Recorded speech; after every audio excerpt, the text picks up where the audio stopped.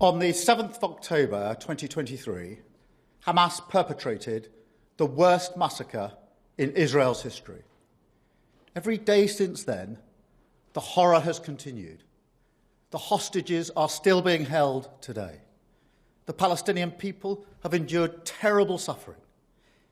Now, in Gaza, because of a catastrophic failure of aid, we see starving babies, children too weak to stand, images that will stay with us for a lifetime. The suffering must end.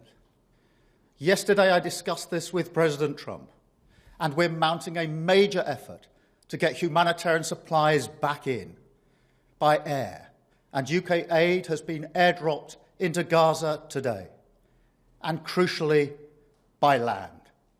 We need to see at least 500 trucks entering Gaza every day. But ultimately, the only way to bring this humanitarian crisis to an end is through a long-term settlement. So we are supporting the US, Egyptian and Qatari efforts to secure a vital ceasefire. That ceasefire must be sustainable, and it must lead to a wider peace plan, which we're developing with our international partners. This plan will deliver security and proper governance in Gaza and pave the way for negotiations on a two-state solution. Our goal remains a safe and secure Israel alongside a viable and sovereign Palestinian state. But right now, that goal is under pressure like never before. I've always said that we will recognise a Palestinian state as a contribution to a proper peace process at the moment of maximum impact for the two-state solution. With that solution now under threat, this is the moment to act.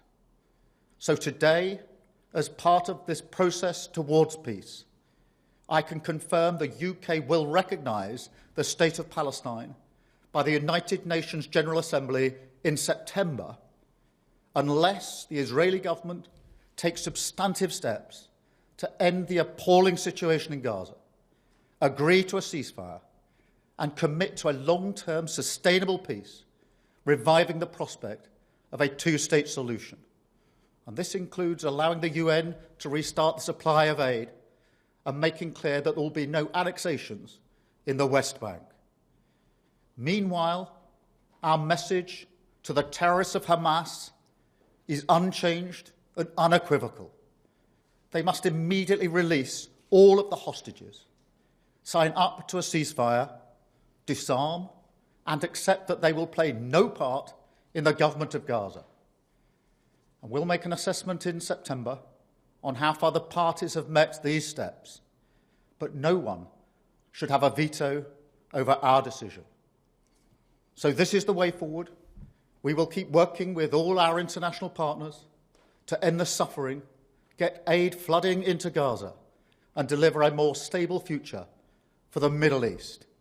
Because I know that is what the British people desperately want to see. Thank you.